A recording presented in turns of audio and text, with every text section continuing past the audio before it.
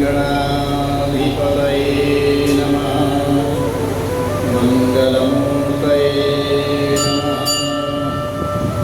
मङ्गलं भगवान् विष्णु मङ्गलं गरुडध्वज मङ्गलं पुण्डरीकाक्ष मङ्गलायतनं हरि मङ्गलं भगवान् शम्भो मङ्गलं वृषभध्वज मङ्गलं पार्वतीनाथ मङ्गलायतनं हर श्रीमङ्गलमूर्तये नमः। ॐ जगत्ता ॐ पुनन्तो मादेव जनाः पुनन्तो माचार्याः पुनन्तो विषवा भूतानि जातवेदः पुनीमा अपवित्र पवित्रो वा सर्वावस्थाङ्गतो विवाय स्मरेत् पुण्डरीकाक्षं सवाह्याभ्यन्तरस्सुखी आचम्य ॐ केशवाय नमः स्वाहा ॐ नारायणाय नमः स्वाहा ॐ माधवाय नमः स्वाहा ॐ गोविन्दाय नमो नमः। अस्तु प्रत्याद्य ॐ गायत्र्यै नमः सावित्र्यै नमः सरस्वत्यै नमः। अस्तु प्रत्याद्य गङ्गादिनदिभ्यो नमः। हस्ते अक्षतपुष्पाणि लीत्वा मङ्गलमन्त्रान् पठेयो। हरिः ॐ गण ॐ भद्रङ्कर्णेभिः शृणुयामो देवा भद्रं पश्येमाख्यविर्यजतराः स्त्रीरैरङ्गैस्तुष्टुवागुंसतनम् दीर्घसेमाहि देवहितं जरायो शतमिन्नं जररो अन्तिदेवावजतरावंशकरा जरसन्तनु नाम पुत्रासो यत्र पितरो भवन्ति मानो मध्यारीरिघता दीर्घन्तो आरिजभ्यो आरिधिरन्तरिक्षो आरिधिर्माता सविता सपुत्रः विश्वै देवा आरिधिः पञ्चजना आरिजुध्यातमारिजुध्यादितवाम् यौ शान्तिरान्तरिक्षं शान्तिः पृथिवी शान्तिरापः शान्तिरोषधयः शान्तिः वनस्पतयः शान्तिर्विश्वै देवाः शान्तिर्ब्रह्म शान्तिः सर्वगं शान्तिः शान्तिरेव शान्तिः सामा शान्तिरेधीषु शान्तिर्भवतु श्रीमन्महागणाधिपतये नमः। तदो संकल्पः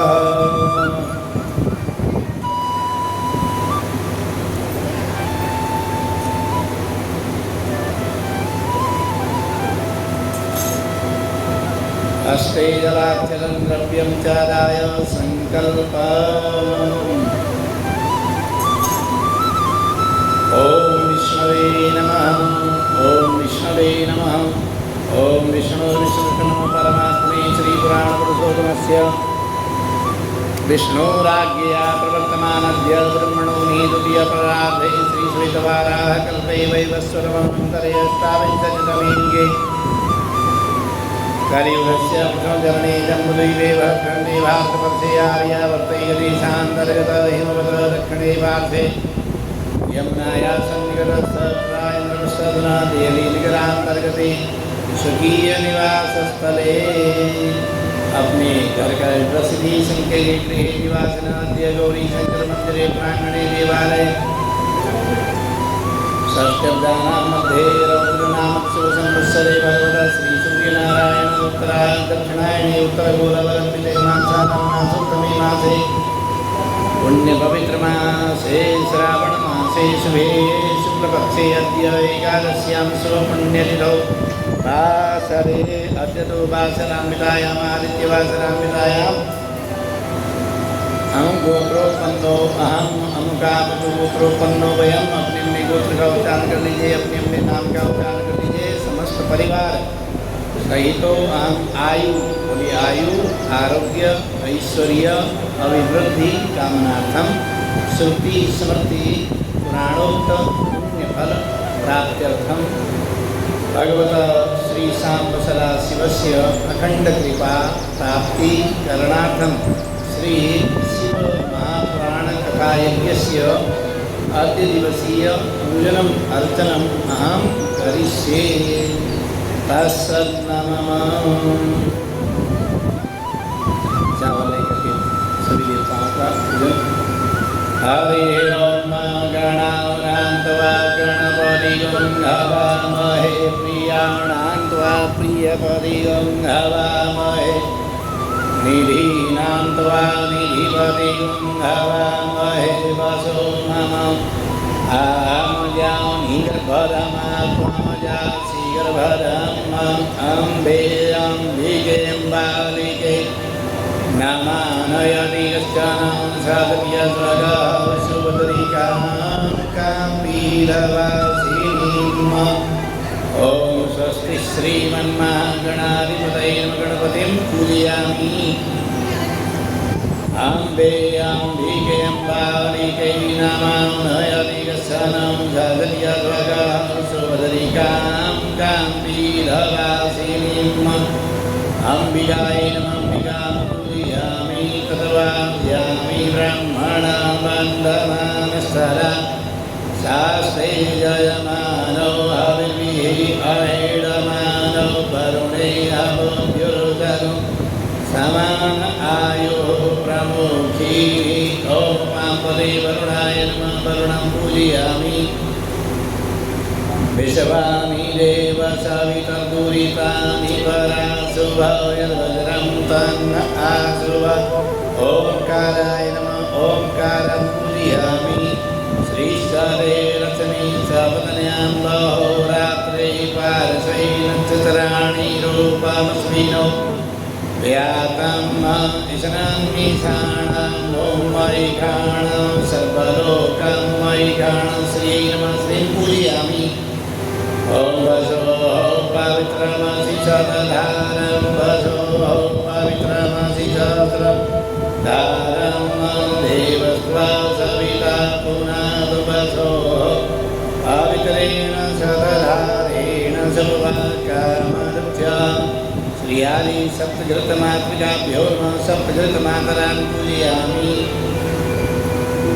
ॐ समख्ये देव्या धिया संदक्षिणायो रुचक्षसामाम आयुः प्रमोभिरमोऽहं तव वीरं विधेय तव देवी सन्दृशी गौर्यादि षोडशमातृकाभ्यो नमः। षोडशमातरां पूजयामि। ॐ वास्तुस्पदे प्रतिजामि हस्तमन् स्वादेशो अनमीवो भवानां यद्वैमहे प्रतिदान्नो योगजवसन्नो भवति वरे सन्तर्वरे। ॐ वास्तुपुरुषाय नमः। वास्तुपुरुषं पूजयामि। ॐ योगे योगे तवतरं भागे भागे हवामहे सखाय इन्द्रमूर्तये दिव्यादि सरस्वतीयोनिभ्यो नमः। योगिनीं पूजयामि। ॐ नैश्वसमविरन्ननस्मा वैश्वानरा पुरये पारमग्नेः मे नमर्दन्नमर्त्यामृत्यं वैश्वानरम् क्षेत्रजित्याय देवानां क्षेत्राधिपतये नमः। क्षेत्राधिपतिं पूजयामि। ॐ ब्रह्मज्ञानं प्रथमं पुरस्तात् श्रीमतः शौचोदेनावहमुपमास्य विष्टाः सरस्तयोनिमकरसरिव ब्रह्मणे नमः। ब्रह्माणं पूजयामि। ॐ इदं विष्णोर्विचक्रमे त्रेधानि ददे परं सगुणमस्यभागं सुरे स्वाहा। विष्णवे नमः। विष्णुं पूजयामि। नमः संभवाय तमयो भवाय नमः। शङ्कराय महेश्वराय नमः।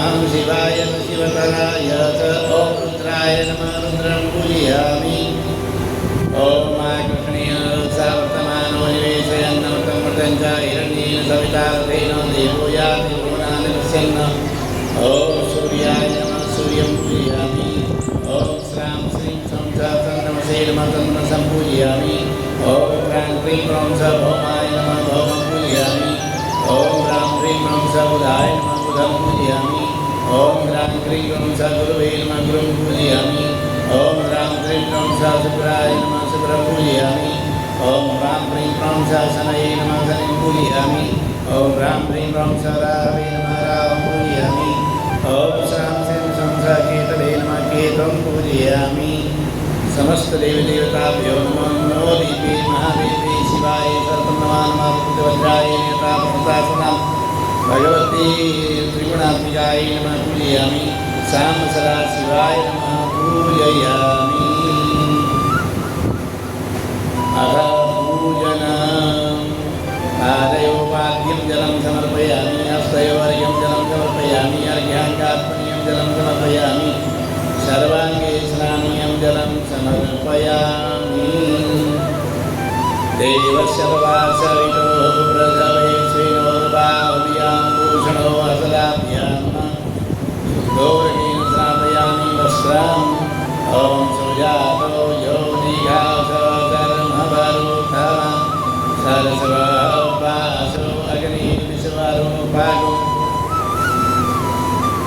संदेशविभावसो वसो पवित्रमसि सहस्रधारं वसो पवित्रमसि सहस्रधारं मम देवस्वासविता पुनातु वसो पवित्रेण सहस्रधारेण शुभवाक्यामरुभ्य श्री आदि सप्तकृतमातृकाभ्यो नमः। सप्तकृतमातरां पूजयामि। ॐ वस्त्रं समर्पयामि। वस्त्राङ्गम् आत्मीयं जलं समर्पयामि। तिलकं विलेपयामि। ॐ गन्धर्वाघनस्वामिन्द्रस्वां प्रियत्वरे वाहमोघरे सोमो राजा विद्वान् यजमानत्यद गन्धद्वाराङ्गलासामितिपुष्टाङ्गलीषणीश्वरीं सर्वभूतानां कामयो भवे श्रियं गन्धं विलेपयामि। श्रीगण्डं चन्दनं दिव्यं गन्धाढ्यं समनोहरं विलेपनं सुरश्रेष्ठचन्दनं प्रतिगृह्यतां चन्दनानुलेपनं समर्पयामि।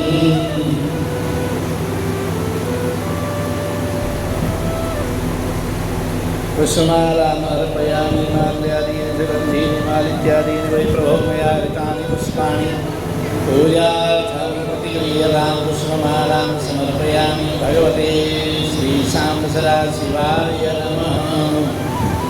पुष्पमालां ते फलं निवेदयामि। फलेन फलितं सर्वं त्रैलोक्यं सचराचरं तस्मात् फलप्रदानेन पूर्णा सन्तु मनोरथाः। इदं फलं मया देव पहले गणेशजी को अर्पण कीजिएगा। कोई ओम इदं फलं मया देव स्थापितं पुरुषस्तव तेन मे सुफलवापि भवेत् जन्मनि जन्मनि फलं निवेदयामि।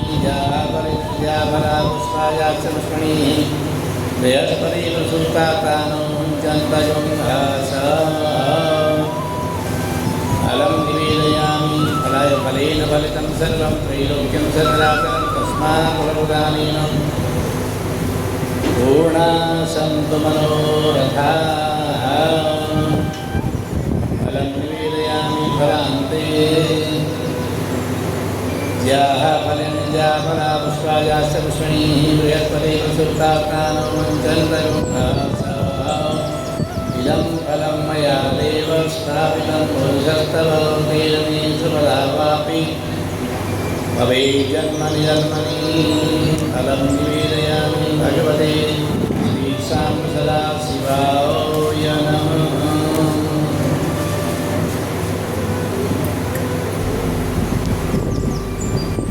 आत्मीयं जलं समर्पयामि। हिरण्यगर्भः समवर्ततायै भूतस्य जातपतिरेकासीत् सदाधारं प्रेमां दशमै देवाय विकाविधेम। यद्दत्तं यत्परादानं यत्पूर्तं यास दक्षिणाः तदन्निर्वैश्वकर्मणः स्वर्देवे पुनोदधतायां पूजाया स्यात्पुण्यर्भे प्रदक्षिणां समर्पयामि। नमस्करोमि। उल्लेख के प्रार्थना कीजिए। विघ्नेश्वराय वरदाय सुरक्षाय सर्वप्रियाय लंबोदराय सकलाय जगद्धिराय नागामनाय सत्यज्ञविभूषिताय गौरीसुताय गणनाथ नमो नमस्ते या श्री स्वयं सुकृतिनां भवनीषु लक्ष्मी पापात्मनां कृतदेयां हृदयेषु बुद्धि श्रद्धा सदां मुरगणा प्रभवस्य लज्जातां प्राप्ता समरिपालये विश्वं नमो नमस्ते स्फटिकप्रभाय सुश्वेताराय सुमङ्गलाय सुपाशहस्ताय सुशासनाय जलानिनाथाय नमो नमस्ते ब्रह्मामुरारिस्त्रिपुरान्तकारी भानु शशीतो मिशतो गुरश्च गुरुश्च शुक्रशनिराहुकेतव सर्वे ग्रहाः शान्तिकराः भवन्तु मन्त्रपुष्पाञ्जलिं समर्पयामि।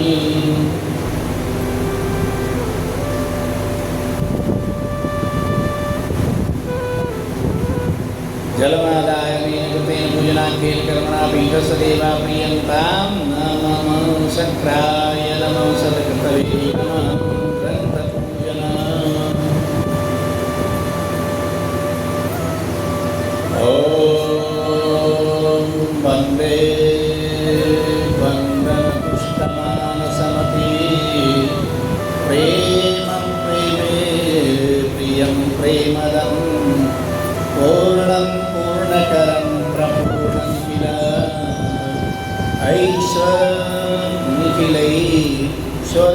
ऐश्वर्यैकवासं शिवं सत्यं सत्यमयं त्रिसत्यविभवं सत्यप्रियं सत्यदं विष्णुं ब्रह्मनुतं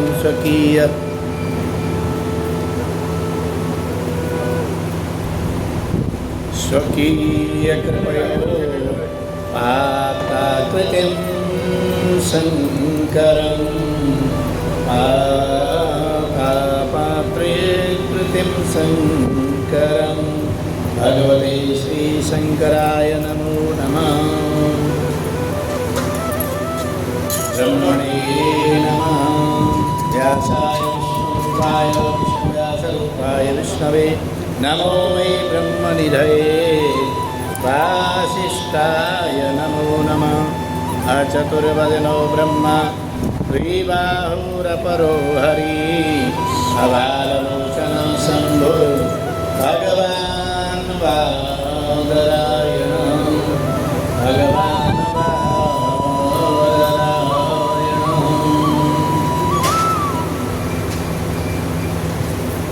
बोलो सच्चिदानन्द भगवान् की लंबोदरं परमसं लंबोदरं परमसं धर्मेन्द्रदन्तं पीताम्बरं त्रिनयनं परमं पवित्रम् यद्दिवाकरमिभो ज्वलकान्तिकान्तं विघ्नेश्वरं सकलविघ्नहरं नमामि। देवी प्रपन्ना हरे प्रसीद प्रसीद मातः जगतोऽखिलस्य प्रसीद विश्वेश्वरि पाहि विश्वं त्वमेश्वरी देवी चराचरस्य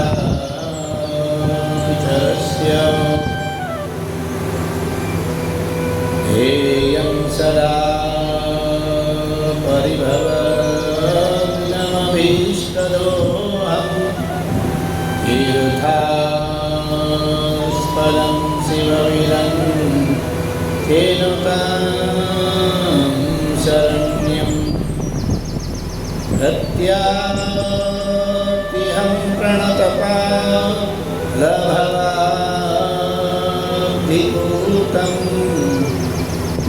वन्दे महापुरुषते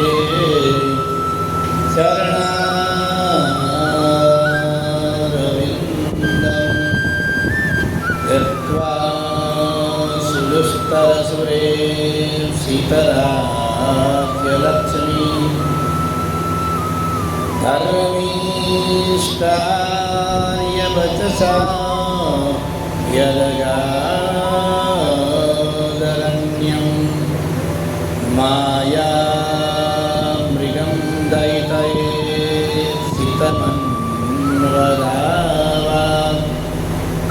वन्दे महापुरुषते चरणारविन्दं चन्द्रोद्भासितमोदयं सुरपति पीयूषपात्रं महत् हस्ताब्जैर्नलदं सुविद्यममलम् आस्यास्य पङ्केरुहं सूर्येन्द्वग्निविलोचनं करतलैः पाशाच्यसूत्राङ्कुशं भोजां बिभ्रतमक्षयं वसुपते मृत्युञ्जयं संस्मरे करचरणकृतं वा कायजं कर्मजं वा श्रवणनयनजं वा मानसं वा पराधं एतं अवेदं वा सर्वमेतत्क्षमस्व जय जय करुणाब्धे श्रीमहादेव शम्भो जय जय करुणाब्धे श्रीमहादेव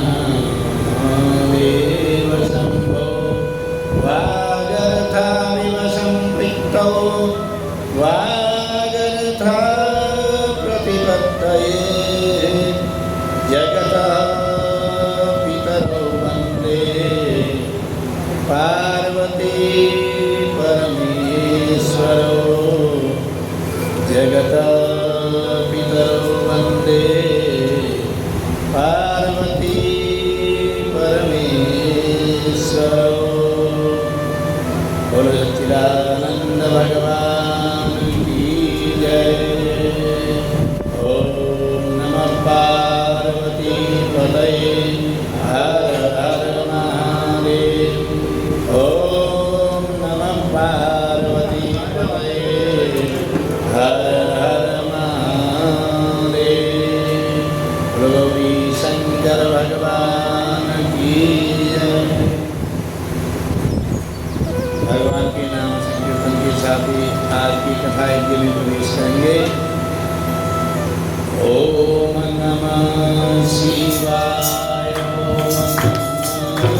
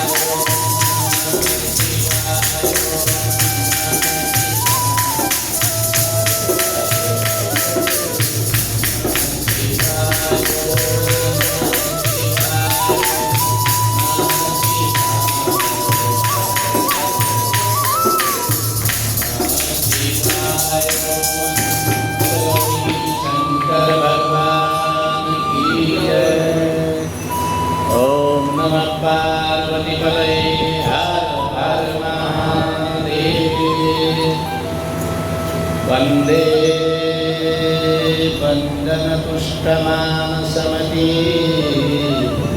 प्रेमप्रियं प्रेमदं पूर्णं पूर्णकरं प्रपूर्णनिखिलैः ऐश्वर्यकल्पासं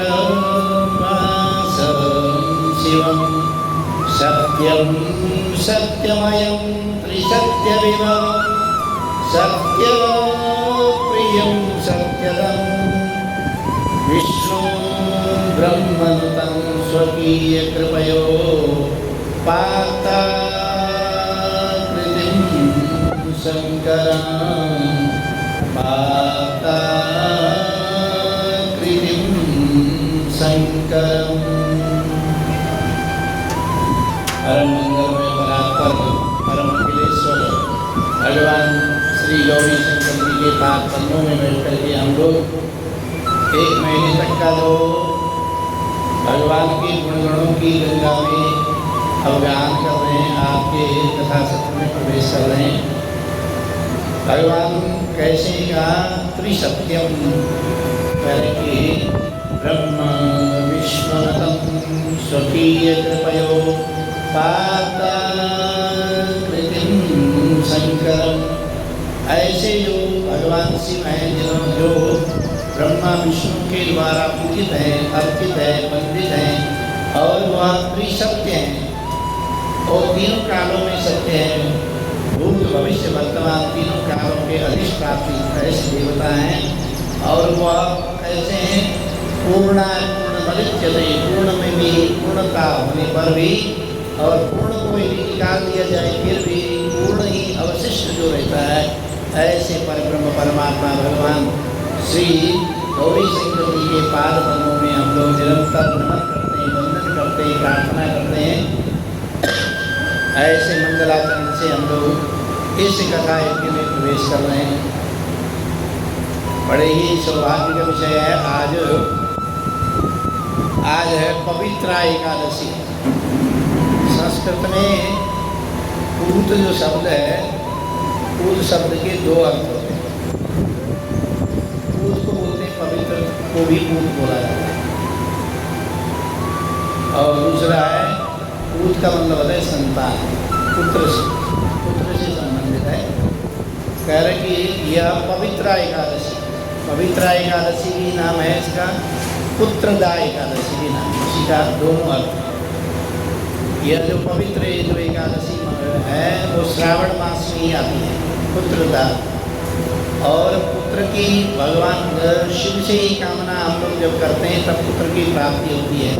भगवान शिव ही समस्त कामनाओं को करने वाले भगवान शिव हैं और समस्त कामनाओं में भी संतान की प्राप्ति की जो विशेष कामना है, भगवान शिव की अर्चना वंदना करने से ही।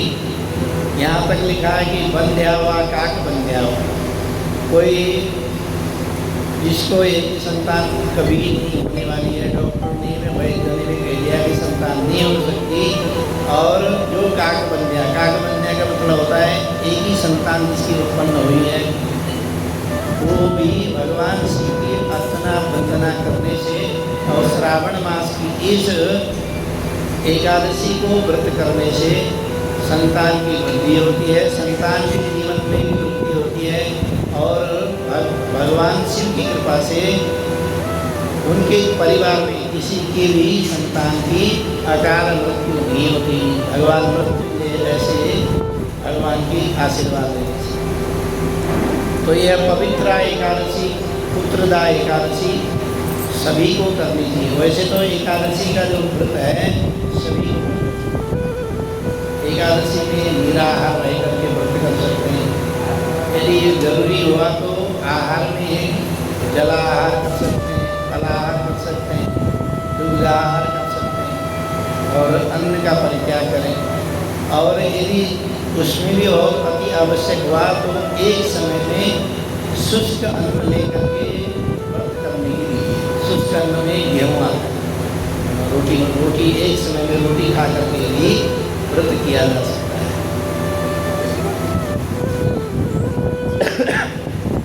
एकादशी का व्रत की विधान बता रहा हूँ।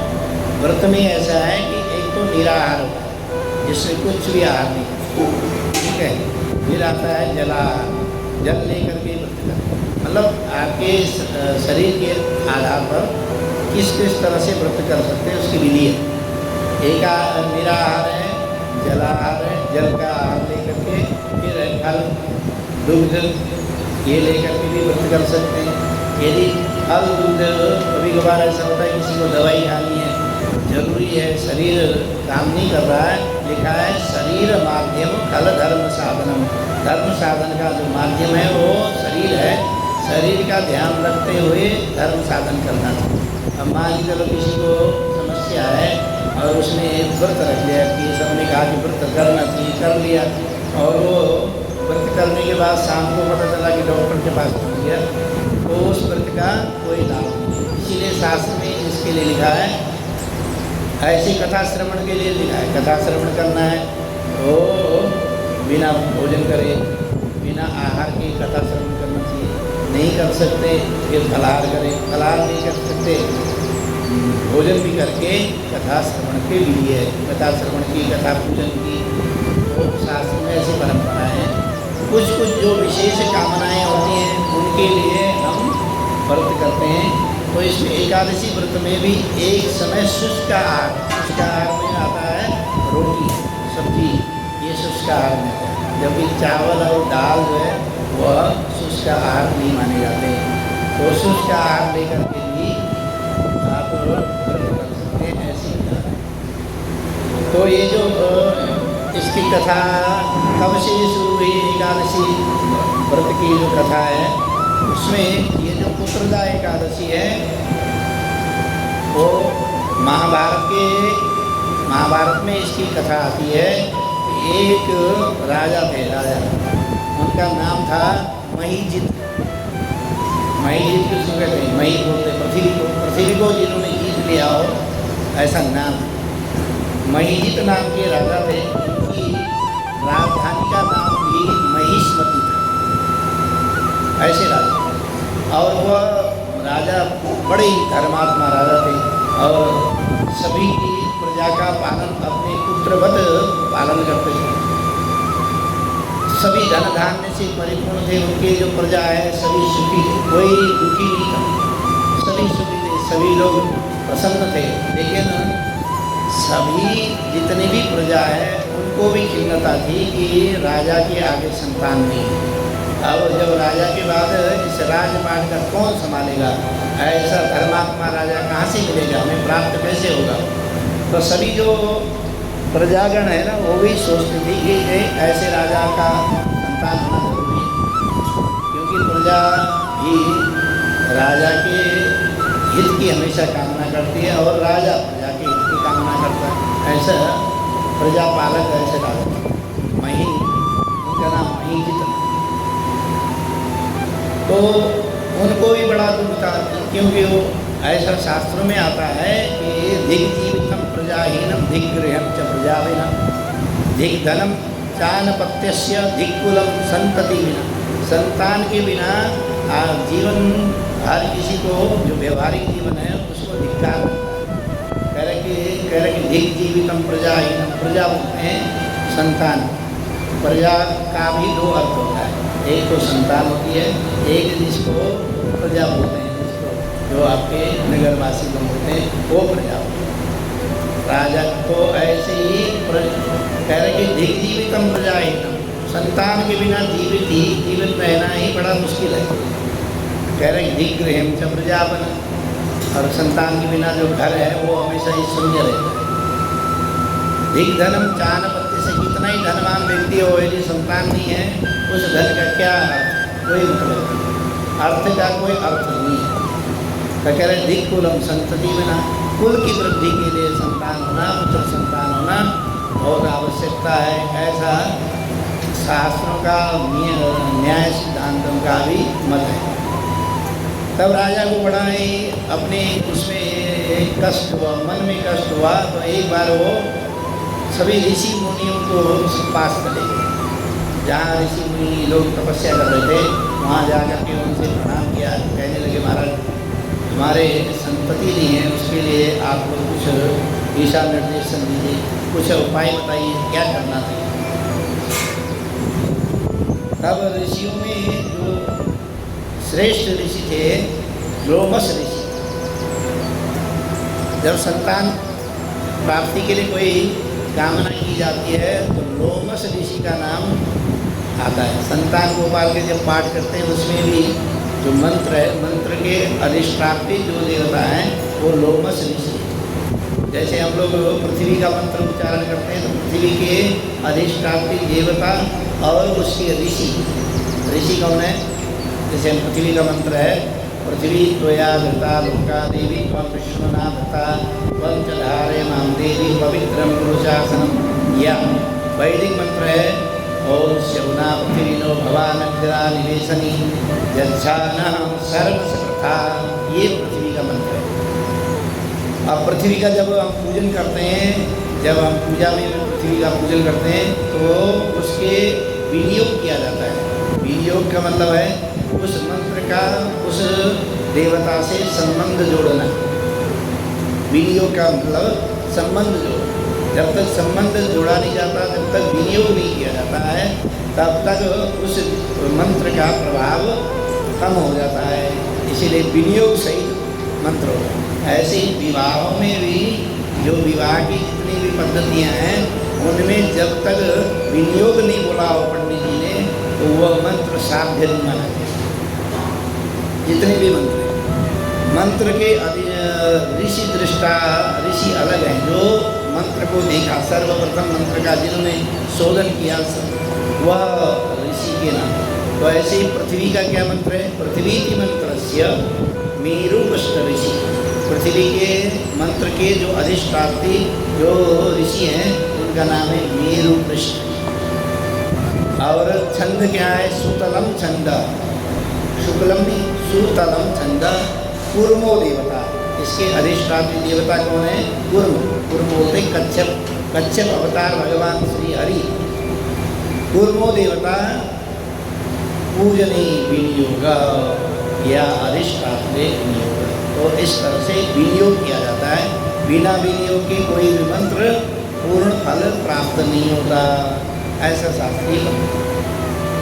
तो ऐसे ही उन्होंने लोमस ऋषि, उसके अधिष्ठात्री जो संतान प्राप्ति के जो लोमस ऋषि है वह ऋषि है।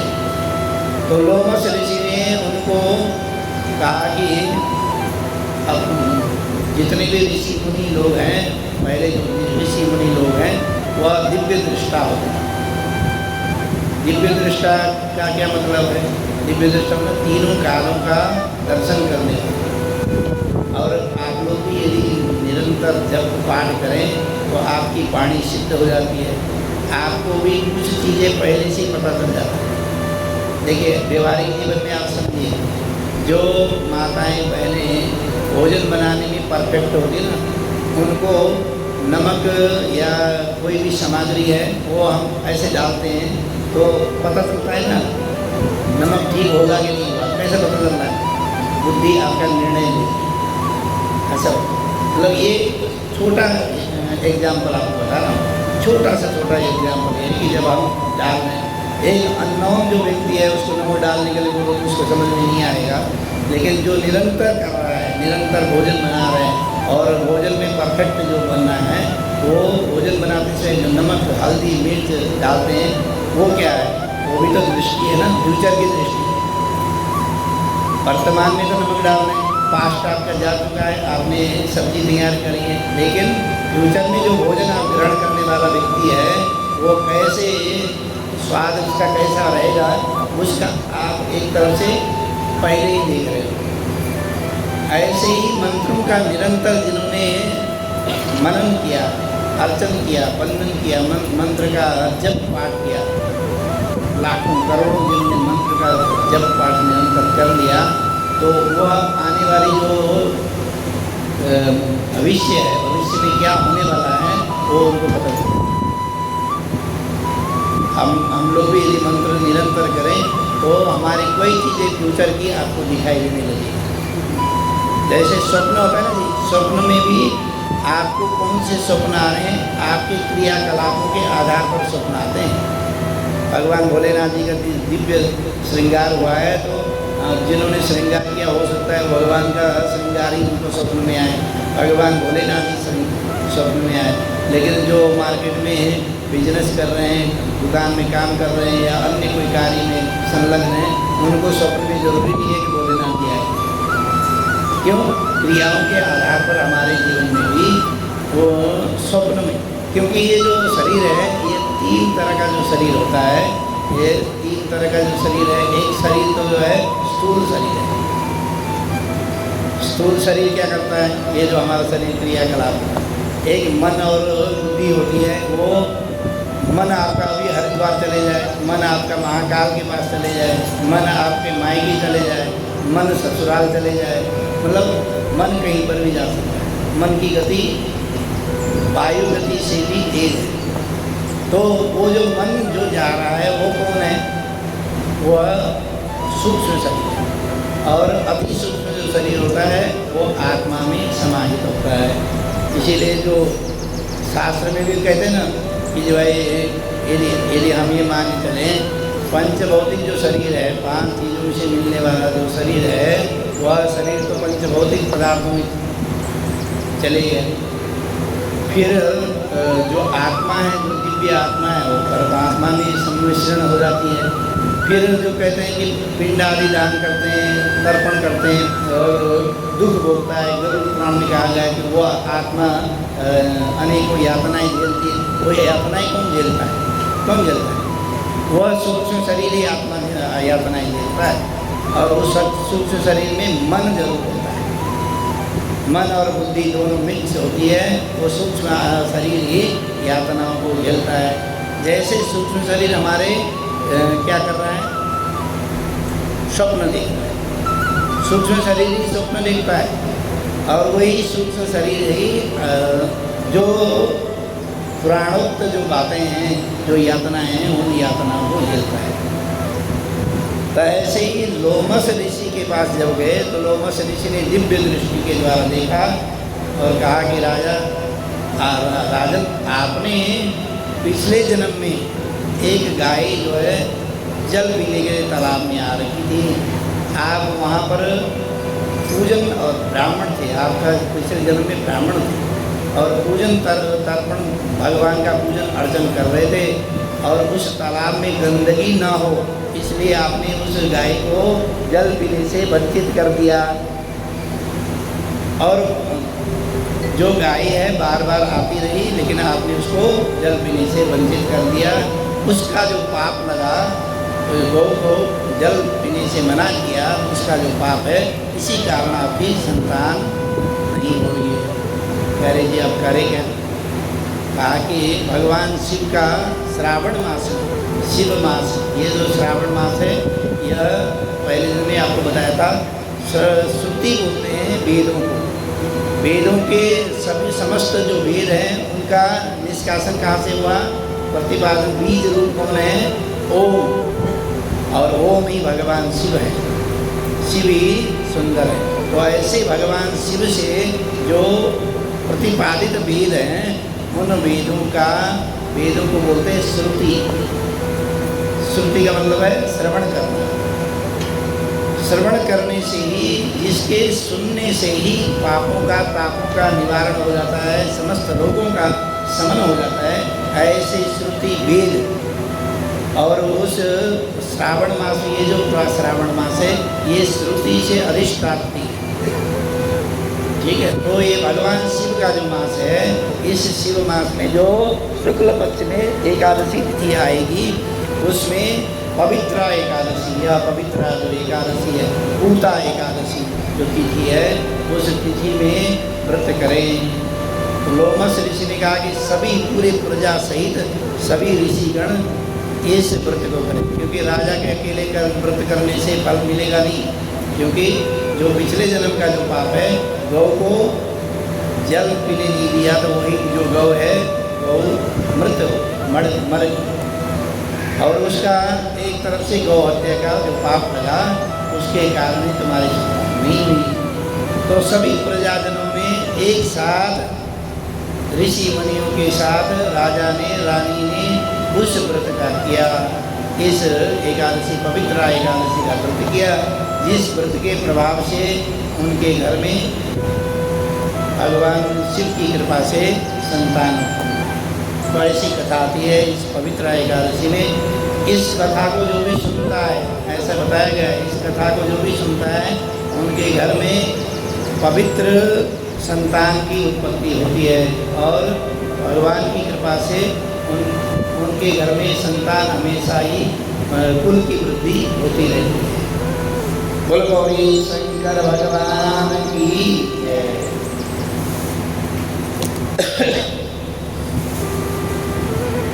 तो आज इसी एकादशी में भगवान शिव के भी संतान की जो कथा है हम लोग श्रवण कर रहे हैं।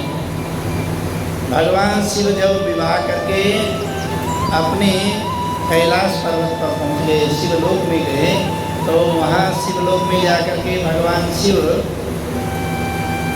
माता पार्वती के साथ अनंत काल तक विहार करते रहे। अनंत काल तक विहार करते रहे। 1000 जो प्रमाण है 1000 वर्ष तक विहार करते रहे। तो इस बीच में देवताओं को क्या हुआ कि भाई हमारे को तो अपनी कार्य सिद्धि के लिए ही हमने ये सारा प्रपंच रचा था। भगवान शिव तो विवाह करके हमें भूल गए। भगवान शिव से कोई संतान उत्पन्न नहीं हुई। तब सूत जी जो शौनक आदि ऋषि मुनि है वो सूत जी से कहते हैं कि महाराज ऐसा है, भगवान ने जब विवाह करके जब चले गए उसके बाद क्या हुआ, आप हमें संपूर्ण वृत्तांत बताइए। तब सूत जी कहते हैं कि यही बात ब्रह्मा जी से नारद मुनि ने जब पूछा था, तब ब्रह्मा जी ने नारद मुनि को यह वृत्तांत बताया था। तो कह रहे कि चरितम शृण्वक्ष्यामि शशि मौलेस्तु नारद गुहजन्म कथां दिव्यां तारकासुर सर्वबलम। कह रहे कि तारकासुर का वध करने के लिए जो भगवान के पुत्र की संतान की उत्पत्ति होनी चाहिए वह मेरे से कथा श्रवण कीजिए। हे नारद कथा सुनिए। कह रहे कि जब भगवान शिव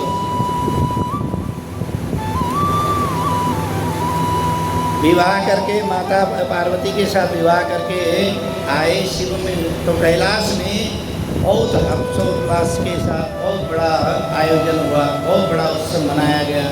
सभी देवतागण उसमें सम्मिलित हुए उत्सव में।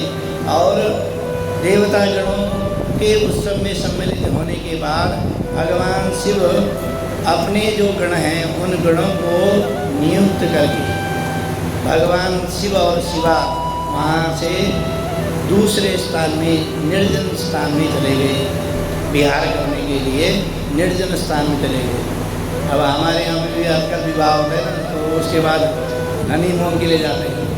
ऐसे ही भगवान भी एक उससे देखा जाए तो हनीमून के लिए चले गए। तो कह रहे हैं कि फिर इधर क्या हुआ, जो देवता हैं उन लोगों का क्या हुआ। तो देवतागण सभी लोग भगवान विष्णु के पास गए कि भाई हम लोगों ने जो प्रयास किया था उस प्रयास के हिसाब से अभी इतने वर्ष बीत गए हैं, भगवान शिव के द्वारा कोई संतान उत्पन्न हुई नहीं है। हम लोग क्या करें, जो तारकासुर ने हमारा जीना मुश्किल कर रखा है, हम लोगों का राजपाट छीना हुआ है, हम लोग क्या करें। तो भगवान विष्णु कहने लगे देखिए ऐसा है, भगवान शिव सर्वज्ञ है, सब जानते हैं, इसीलिए हमारे को ज़्यादा हड़बड़ी करनी नहीं चाहिए। आप ऐसा करो, कुछ और इंतजार करो, कुछ समय और व्यतीत कीजिए कि भगवान स्वयं ही इसका कोई न कोई समाधान निकालेंगे। लेकिन कहते हैं कि बहुत सारा समय फिर पुनः बीतने पर पुनः जो देवतागण हैं, इंद्र आदि जो देवतागण हैं, भगवान विष्णु के पास पहुँचे। वो कहने लगे कि महाराज बहुत समय फिर से चले गया है, अब क्या करें। तब भगवान श्री विष्णु को बड़ा चिंता हुई और भगवान विष्णु कहते हैं चिंता, फिर भी वो यही कह रहे हैं, दोबारा से उसी वाक्य को रिपीट कर रहे हैं। चिंता नास्ति जगद्धाता सर्वं भद्रं भविष्यति शरणं व्रज देवेश शंकरस्य महाप्रभो। कह रहे कि जो भी हो रहा है वो अच्छा ही होगा। हम लोग कभी कभार क्या होता है, हमारा कार्य सिद्ध नहीं होता है तो हम विचलित हो जाते हैं। यहाँ पर सीखने वाला भी विषय है कि देवताओं को भी भगवान ये कह रहे हैं कि सर्वम भद्रम भविष्यति, कह रहे सर्व सभी अच्छा ही होगा, आप चिंता मत करो। कह रहे शरणम ब्रज देवेश शंकरस्य महाप्रभु, भगवान श्री महाप्रभु भगवान देवों के देव महादेव के शरण में हम लोग सभी चलते हैं। तब भगवान विष्णु सभी देवताओं को लेकर के भगवान शंकर जी के कैलाश पर्वत पर आए। जब कैलाश पर्वत पे आए तो वहाँ देखा कि शंकर जी तो है ही, 1000 वर्ष भी व्यतीत हो चुके थे, उसके बावजूद भी भगवान शिव वहाँ है नहीं। और उनको बड़ा आश्चर्य हुआ। शिव गणों से पूछा कि महाराज भगवान भोलेनाथ जी कहाँ हैं, कहाँ मिलेंगे? वो कहने लगे कि देखिए ऐसा है, जैसे भगवान आप लोग यहाँ से महोत्सव में जब आप लोग विदा होकर निकले हैं, भगवान ने हम लोग को नियुक्त किया है, लेकिन कहाँ गए हमें भी पता नहीं। शिवगढ़ कह रहे हैं हमें भी पता नहीं है, हमारे को यहाँ नियुक्त करके वो शिव और शिवा भगवान कहाँ गए, किस स्थान में गए हमें पता नहीं है। लेकिन उसमें से एक जो शिवगण है वो कह रहे हैं कि मुझे सिर्फ ये पता है कि एक कंदरा में गए। ऐसा माना जाता है कि भगवान शिव और शिवा उस कंदरा में, शैल कंदरा में चले गए। तो भगवान विष्णु जी समस्त देवताओं को लेकर के उस गुफा के बाहर जा कर के प्रार्थना करने लगे कि वो ये कहने लगे देखिए ऐसा है, पहले तो देवताओं को समझाते हैं भगवान शिव और शिवा आपस में दोनों ही कैसे हैं, कहा वागर्था विव संपृक्तो वागर्था प्रतिपत्तये जगता पितरो वंदे पार्वती परमेश्वर। भगवान शिव और पार्वती जो है वह पृथक नहीं है। वो कैसे का, जैसे जल का फेन होता है, जैसे शब्द और शब्द का अर्थ होता है, उसमें कोई भिन्नता नहीं है। लेकिन हम लोग भिन्न मान रहे हैं और भगवान लीला पुरुषोत्तम होने के कारण उस लीला को कर रहे हैं, इसलिए हमारे को भिन्न दिखाई दे रहे हैं, जबकि भगवान भिन्न नहीं है, शिव और शिवा भिन्न नहीं है। वो सिर्फ लीला के कारण ही वो भिन्न दिखाई देते हैं। तो भगवान यदि हम उसको गूढ़ रहस्य में समझे तो भगवान शिव क्या है, शिव शिवा दोनों ही तप करने के लिए बैठे, उस गुफा में तप कर रहे हैं। लेकिन भिन्नता के हिसाब से देखें कि वह अपने हजारों वर्ष तक विहार कर रहे हैं। विहार का दो अर्थ होता है उसमें, विहार का दो अर्थ ये होता है कि भगवान के निमित्त जो परब्रह्म परमात्मा को निमित्त मान करके जो पूजन अर्चन वंदन किया जाता है उसको भी विहार का, इसलिए कहते हैं बाकी बिहारी, ठीक है। तो वंदन अर्चन किया जाता है वो भी विहार है, और रमण करना भी विहार अर्थ है। तो कह रहे हो भगवान विहार कर रहे हैं, भगवान योग में समाधिस्थ हैं। और हमारे को ऐसे क्या है, कोई भी समाधि में बैठा हुआ व्यक्ति हो, कोई भी उसको तप जो है भंग नहीं करना चाहिए, उसका दोष लगता है। कोई भी पूजन में बैठा, कई लोगों को होता है भाई पूजन में बैठा है, पंडित जी को प्रणाम करता है, पैर नहीं भी दिखाई दे रहे होंगे, हमारा थोड़ा पैर दिखाओ, ऐसे करके पैर पकड़ लेंगे। कई लोग ऐसा होता है कि जल्दी पंडित जी कहीं जा रहे पूजा में, जल्दीबाजी में पीछे से पैर पकड़ लेंगे, पीछे से पंडित जी पकड़, ऐसे ही दोष, ऐसे ही कथा जब कर रहे हो। अब हम लोग भी कई कथाओं में हम लोग जाते हैं, कथा के लिए निषेध लिखा है, कथा में यदि जरूरी हुआ तो पुस्तक को प्रणाम करने के लिए जा सकते हैं, लेकिन वो भी निषेध है। कथा में बीच में विघ्न होता है, या तो पहले भी जब व्यास का पूजन हो रहा उस समय भगवान शिव का जो स्वरूप है, भगवान का जो स्वरूप है, विग्रह है, उनको प्रणाम करें, नहीं तो बीच में बिल्कुल ना करें। कथा समापन होने पर फिर प्रणाम करें। और ऐसे ही व्यास को भी कथा पूर्ण होने पर भी प्रणाम करने के लिए, और अपने से श्रेष्ठ जनों को भी किन किन अवस्थाओं में प्रणाम नहीं करना चाहिए बताया गया। यदि कोई अपना श्रेष्ठ व्यक्ति शयन कर रहा है तो उस समय प्रणाम ना करें। प्रणाम करते ही आपकी आयु क्षीण हो जाती है। जो प्रणाम करता है उसकी आयु, सोने वाले की आयु क्षीण नहीं होती, जो प्रणाम कर रहा है उसकी आयु क्षीण। और भोजन करते समय भी प्रणाम न करें। कई लोग आपने देखा होगा, हम लोग भंडारा कर रहे हैं, कोई भोजन कर रहे हैं तो पैर महाराज पुष्प आशीर्वाद, भोजन करते इसमें भी प्रणाम न करें, पूजन करते इसमें भी प्रणाम न करें, जप करते समय प्रणाम न करें, और जब संध्या कर रहे हो तब भी प्रणाम नहीं करना चाहिए अपने श्रेष्ठ व्यक्ति। हम लोग प्रणाम तो अपने से बड़ों को ही करते हैं, चाहे घर में माता पिता ही क्यों ना हो, कोई भी आपका रिश्तेदारी में क्यों ना हो, कुछ समय प्रणाम करने का निषेध है, शयन करते समय, भोजन करते समय। और इसके अलावा शयन का भी दो अर्थ है। कोई पति पत्नी अपने कमरे में शयन कर रहे हैं तो उस समय भी उनको डिस्टर्बेंस नहीं करना चाहिए, वो भी पाप होता है। ऐसे ही भगवान की यहाँ पर कह रहे हैं कि भगवान विष्णु सभी देवताओं को समझा रहे हैं, देखो ऐसा है, भगवान योगस्थित हैं, शिव और शिवा दोनों ही अपने निजानंद में संतुष्ट हैं, तो हम लोगों को वहाँ जा कर के उनको डिस्टर्ब नहीं करना चाहिए, उनको जगाना नहीं चाहिए। भगवान सर्वज्ञ हैं, सब जानते हैं, समय आने पर भी होगा, लेकिन देवतागण माने नहीं।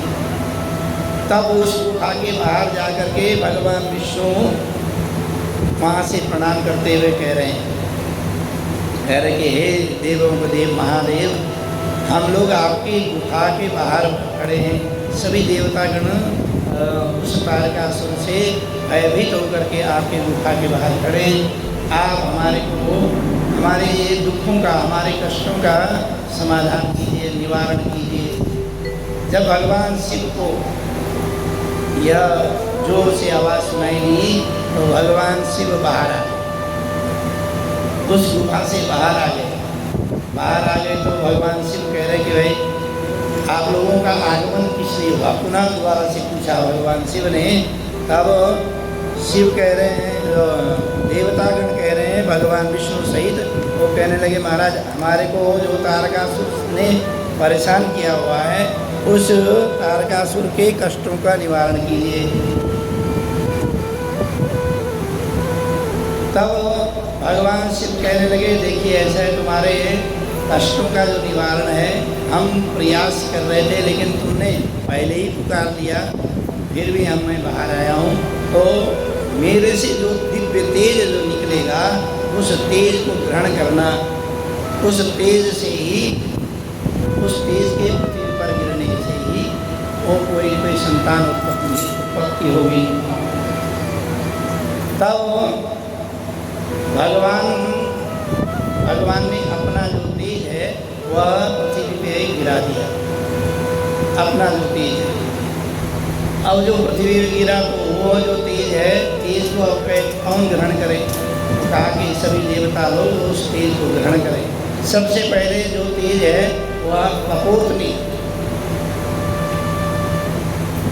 जिसको बोलते हैं कबूतर, कबूतर ने ग्रहण किया। लेकिन वो कबूतर कौन था, वह कपूत जो है, अग्नि जो है अपनी स्वरूप को परिवर्तन करके कपूत का रूप धारण कर लिया और उसने चोट से उस तेज को ग्रहण किया।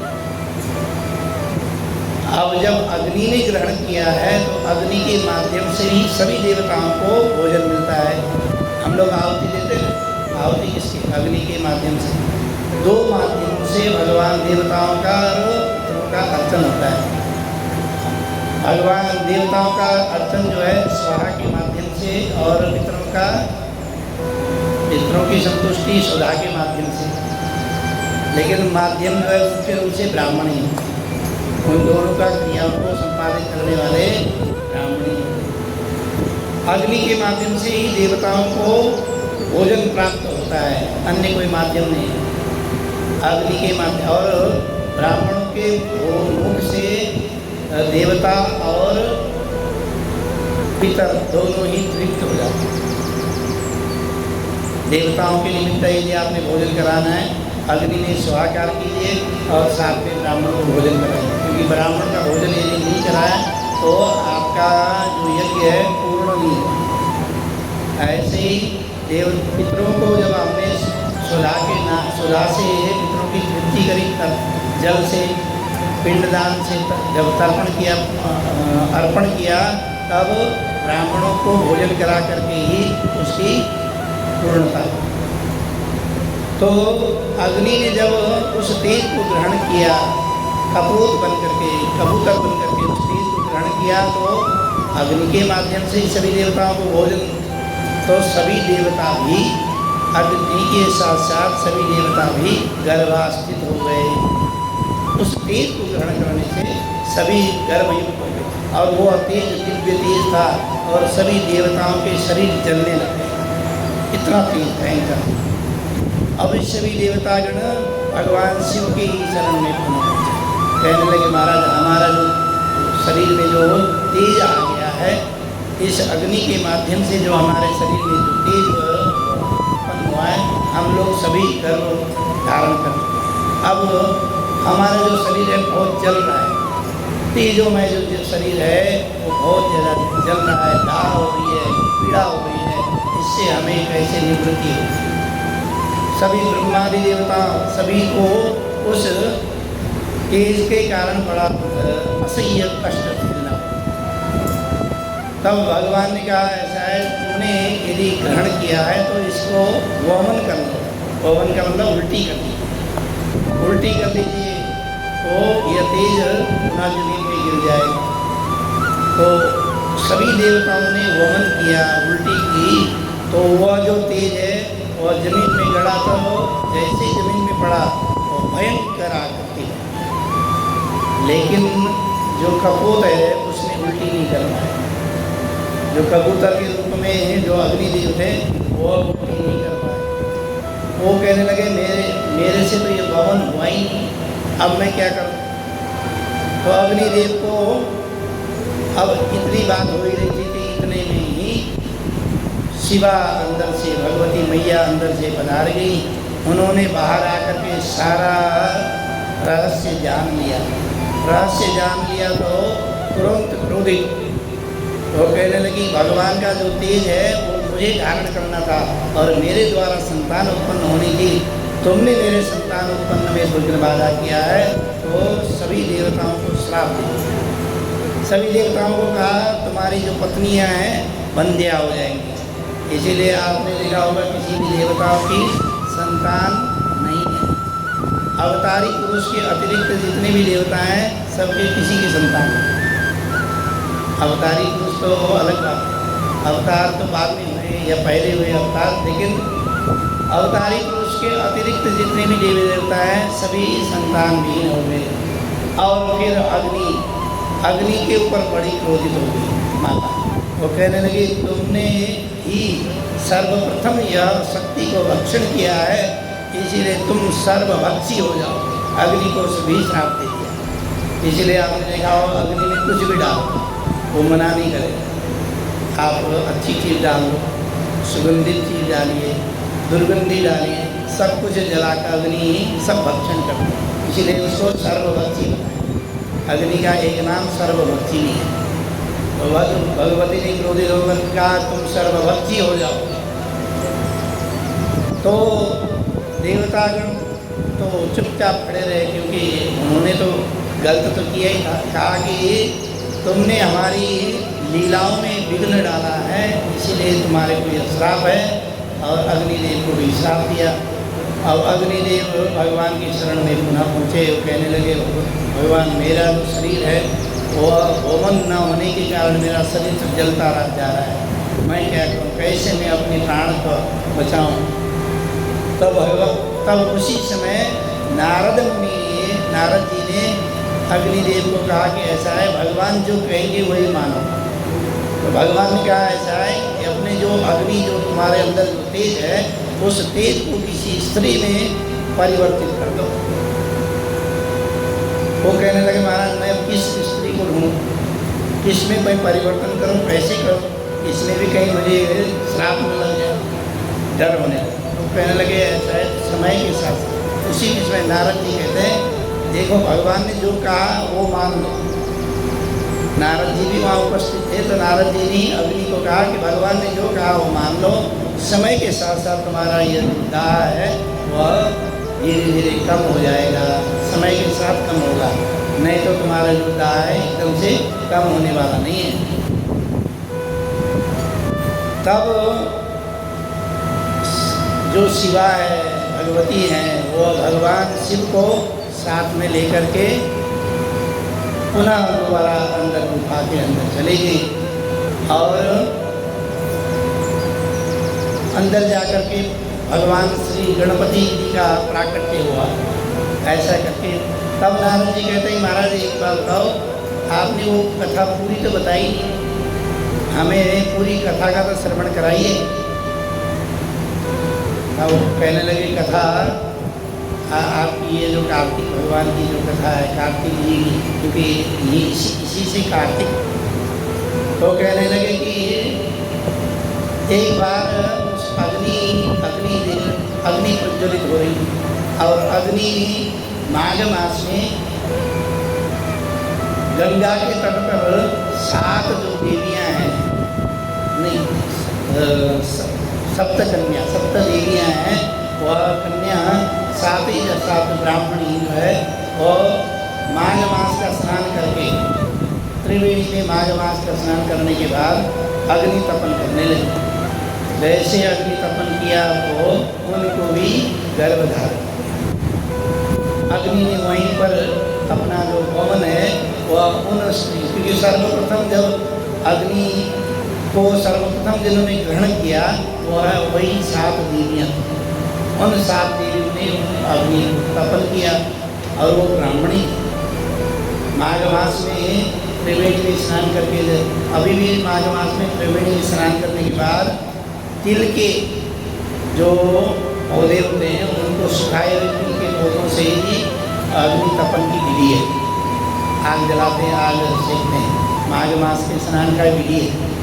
और उस तिल के तपन से जो स्त्रियों के जो पाप जिन्होंने बोल दिया कि भाई इन्होंने कैसे, उनके गर्भधारण उनके ब्राह्मणों के द्वारा नहीं था, ब्राह्मणों ने बाद में उनको छोड़ दिया ताकि तुमने पथभ्रष्टि हो गई है ऐसा, तो वह जो श्राप है, जो पतियों का जो श्राप है, पति के द्वारा किया गया कोई भी श्राप और ताप है उसकी निवृत्ति होती है। इसलिए माघ मास में स्नान करने के बाद तिल का भोजन करना और तिल की ही अग्नि का सेवन करने की विधि बताई। तो बाकी की कथा तो कल सुनाएंगे, अब एक भजन हो जाएगा समय के हिसाब से। तो इस तरह से भगवान की जो दिव्य तेज है वह 7 जो ब्राह्मणी हैं उनके ऊपर अग्निदेव के द्वारा परिवर्तित हो गया, उसमें उनका तेज इस तरह से चले गया। बोलो गोविंद शंकर भगवान की जय।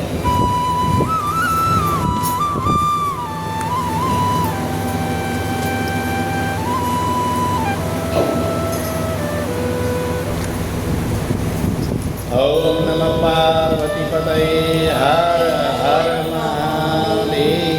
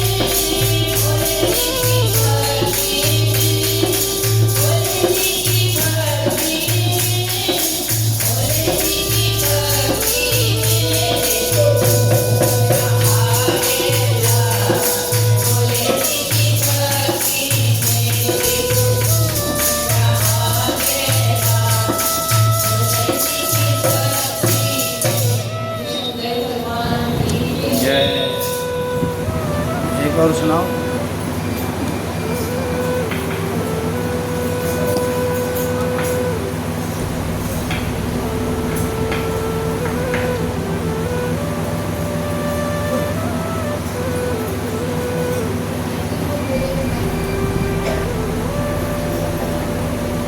बोलो गौरी शंकर भगवान की जय।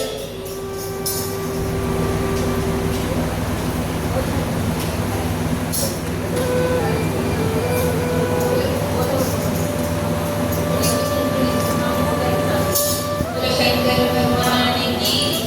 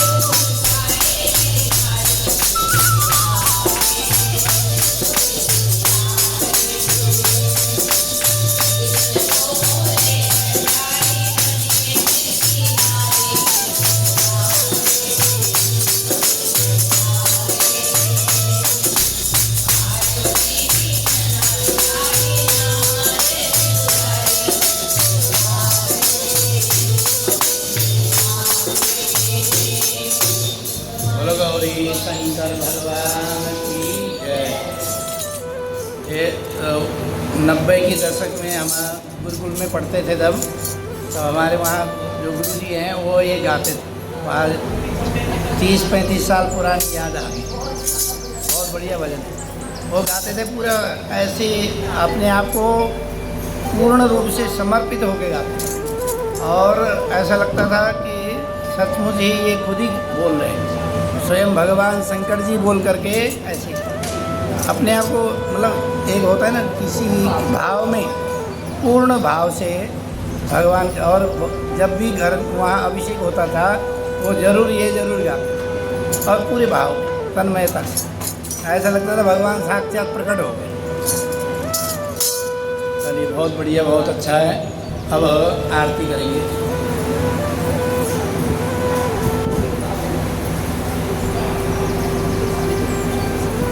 बोलो गौरी शंकर भगवान की जय।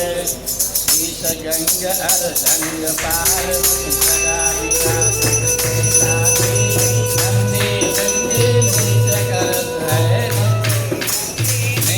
करत है भक्त शिव के गाती शीतल मंद पवन श्याम अविनाशी भरत गान गंधर्व करत गान गंधर्व राग रागिनी अतिगासी अक्षरक्ष भैरव बल के वासी कोयल शब्द सुनावत सुंदर कोयल शब्द सुनाव समर करत है गुंजाती कल्प कुमार पारिजात सरसागर सत्यासी कामधेनु कोटि सजारो कामधेनु कोटि सजारो करत विरत है विद्यासी सूर्यकांत संवर बसो चंद्रकांत भगवते वासी जौ कवित मित भगवत हत है जौ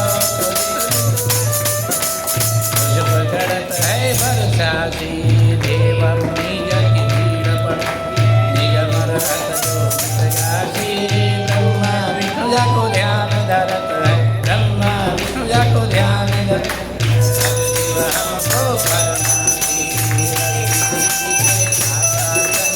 सदा सेवा करता प्रभु जी को जो मेरा सेवा करता दूत जाय यमने भागी दूत धरती को जाय मन लगाय कर दासी दूर करो विपदा शिव तल की कष्ट हरो विपदा वासी जन्म जन्म शिव पद पासी कैलासी काशी के सेवक जानत राचरण बालक जानत भक्तन को अपनो जानत बाकी हो आपत प्रभु जी सदा दयालु बाबा सब ढकियो सब अपराध क्षमा कर शंकर मेरा अपराध क्षमा कर भो किंकर की विनती सुनो सब जानती प्रभु को सकल सृष्टि के हितकारी श्री भोलेनाथ बाबा हर करी जन भैरनाथ बाबा हर करी भव भंजन भव हितकारी काल हरो हर कष्ट हरो हर दुख हरो दारिद्र हरो नमामि शंकर भगवान भोले बाबा नमामि हर हर शंकर हर हर शंकर काल हरो हर कष्ट हरो हर दुख हरो दारिद्र हरो नमामि शंकर भगवान भोले बाबा नमामि भगवान भोले बाबा हर हर शंकर तव चरण हर हर शंकर तव चरण काल हरो हर कष्ट हरो दारिद्र हरो नमामि शंकर भगवान भोले नमामि शंकर भगवान भोले बाबा हर हर शंकर शरणं हर हर शंकर तव शरणं समर्पयामि पात्रमध्ये द्रं तोयं भ्रामितं देवोपरि अङ्गलगनमनुष्याणां सर्वं पापं दुःखं कष्टं व्यपोहति जलेन शीतलीकरणं आरती ले लीजिए। ओम द्यौः शान्तिरन्तरिक्षं शान्तिः पृथिवी शान्तिरापः शान्तिरोषधयः शान्तिः वनस्पतयः शान्तिर्विश्वै देवाः शान्तिर्ब्रह्म शान्तिः सर्वगं शान्तिः शान्तिरेव शान्तिः सामा शान्तिरेधि मन्त्रपुष्पाञ्जलिम् ॐ यज्ञेन यज्ञवयजन्तदेवास्तानि धर्माणि प्रथमान्यासन्नः देहनकं महिमानं सदन्त यत्र पूर्वे साध्याः सन्ति देवाः ॐ राजाधिराजाय प्रसह्य साहिने नमो भयं वै श्रवणाय कुर्महे समे कामान् कामकामाय मह्यं कामेश्वरो वै श्रवणो ददातु कुबेराय वै श्रवणाय महाराजाय नमः ॐ तत्पुरुषाय विद्महे महादेवाय धीमहि तन्नो रुद्रः प्रचोदयात् मन्त्रपुष्पाञ्जलिं समर्पयामि नमस्करोमि परिक्रमा कीजिएगा ओम शिव परापराति ओंकार शिव तव शरणं बोलो ओम शिव परापराति ओंकार शिव तव शरणं हे शिव शंकर भवानि शंकर हे शिव शंकर भवानि शंकर उमा महेश्वर तव शरणं बोलो ओम शिव परापरा ओंकार शिव तव शरणं हे मृत्युंजय शंकर हे मृत्युंजय पशुपति शंकर भोजन भोजन तव शरणं बोलो शिव परापरा ओंकार शिव तव शरणं बोलो शिव परापराति ओंकार शिव तव शरणं हे अभिनाशि कैलासवासी